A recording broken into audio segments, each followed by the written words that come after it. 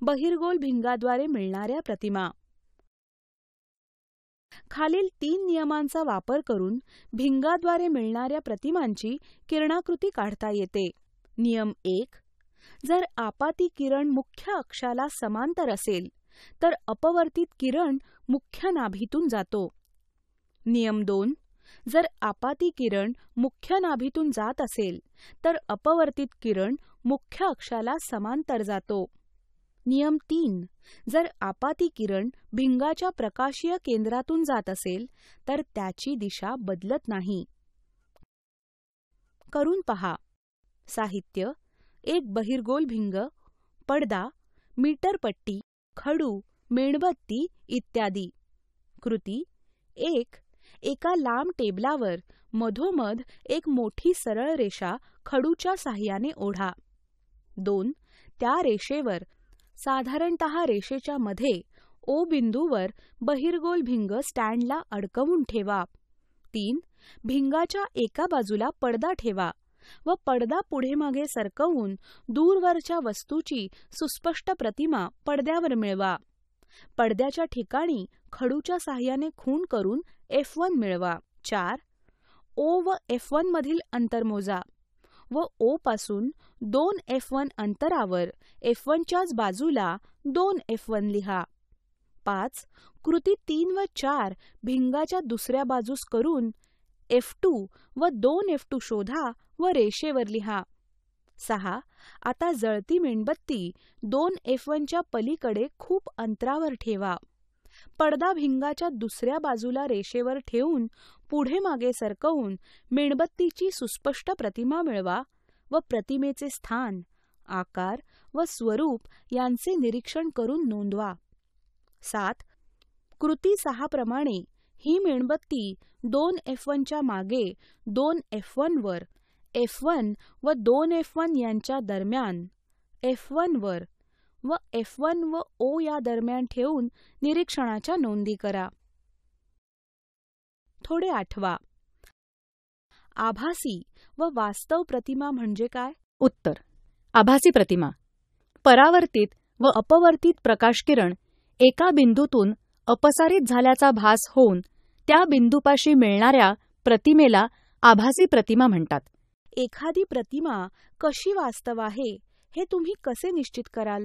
वास्तव प्रतिमा परावर्तित अथवा अपवर्तित प्रकाशकिरण एका बिंदूत अभिसारित होऊन तयार होणाऱ्या प्रतिमेला वास्तव प्रतिमा म्हणतात. आभासी प्रतिमा पडद्यावर मिळवता येते का? एखादी प्रतिमा कशी वास्तव आहे हे निश्चित करणे. परावर्तित अथवा अपवर्तित प्रकाशकिरण एका बिंदूत अभिसारित झाल्यामुळे, एकवटल्यामुळे वास्तव प्रतिमा तयार होते. म्हणून ती पडद्यावर मिळवता येते. प्रतिमा पडद्यावर मिळवता आल्यास ती वास्तव असली पाहिजे. आभासी प्रतिमा पडद्यावर मिळवता येत नाही. आकृतीमध्ये दाखवल्याप्रमाणे AB ही वस्तू 2 F1च्या पाठीमागे ठेवली आहे. B पासून निघणारा व मुख्य अक्षाला समांतर असणारा आपाती किरण BC अपवर्तनानंतर मुख्य नाभी F2 मधून CT या मार्गाने जातो. B पासून निघणारा व प्रकाशीय केंद्रातून जाणारा आपाती किरण BO हा अपवर्तनानंतर विचलित न होता OS मार्गाने जातो.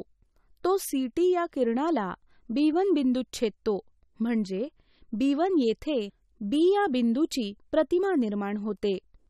A हा बिंदू मुख्य अक्षावर असल्याने त्याची प्रतिमा देखील मुख्य अक्षावर तयार होईल. B1च्या सरळ वर मुख्य अक्षावर A1 येथे A बिंदूची प्रतिमा तयार होईल. म्हणजेच A1 B1 ही AB वस्तूची भिंगाच्या साहाय्याने निर्माण झालेली प्रतिमा होय.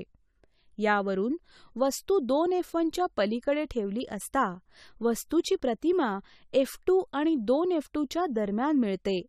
तिचा आकार लहान असतो, तसेच ती वास्तव व उलट असते हे सिद्ध होते.